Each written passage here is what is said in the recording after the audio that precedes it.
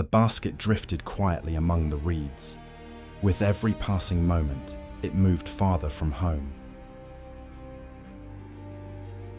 From the shoreline, Miriam continued to follow, never taking her eyes off her little brother.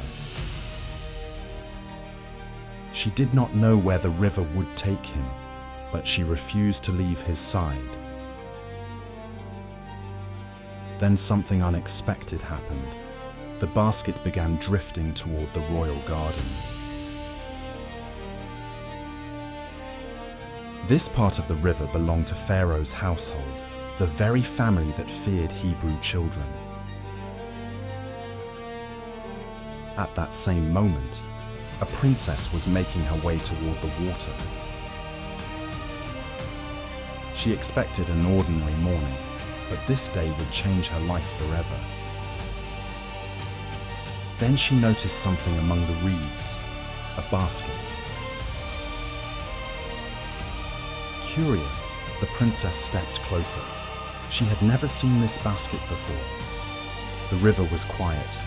Even the morning breeze seemed to pause. One of the attendants reached forward and carefully lifted the basket from the water. The princess stepped closer. Something hidden among the reeds had caught her attention. She gently reached toward the basket. As she looked inside, everything changed. There, before her, was a baby boy, wrapped in soft linen. The princess stared in surprise. Someone had gone to great lengths to protect this child. Then Moses opened his eyes, and everything changed. The princess felt compassion for him. She could not simply walk away. But there was a problem. The child was clearly a Hebrew. Keeping him would not be easy. The king's decree was known throughout Egypt. Yet when she looked at the child, her heart refused to ignore him. Nearby, Miriam watched everything, waiting for the right moment. She saw kindness in the princess, and suddenly she found her courage. Before fear could stop her, she approached the princess. "Would you like me to find someone to care for the baby?"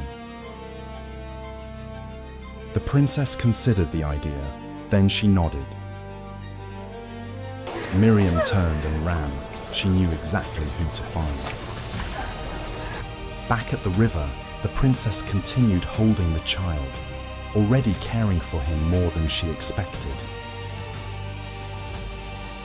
And not far away, a mother was about to receive an answer to her prayers. Moments later, Miriam arrived home, breathless and smiling.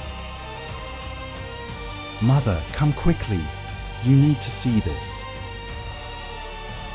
Jochebed didn't understand, but she followed her daughter. With every step, her heart beat faster. Could it be possible?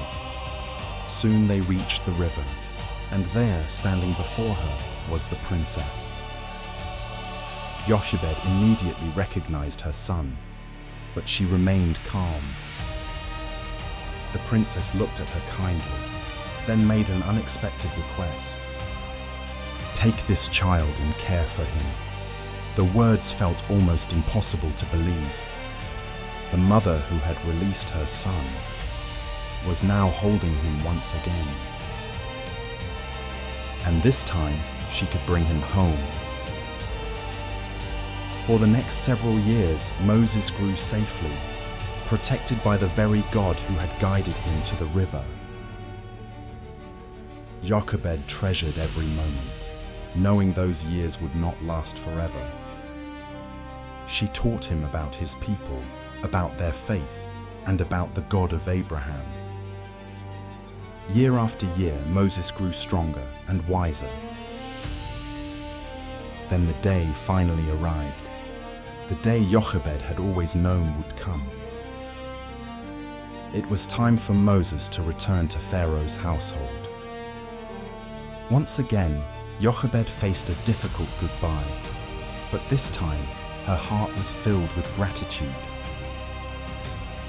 The princess welcomed him into her family and gave him a name. She called him Moses because he had been drawn from the water. Raised as a prince of Egypt, yet born a Hebrew, Moses belonged to two worlds, and one day he would have to choose. The child Pharaoh tried to destroy had survived, and God was only beginning his plan.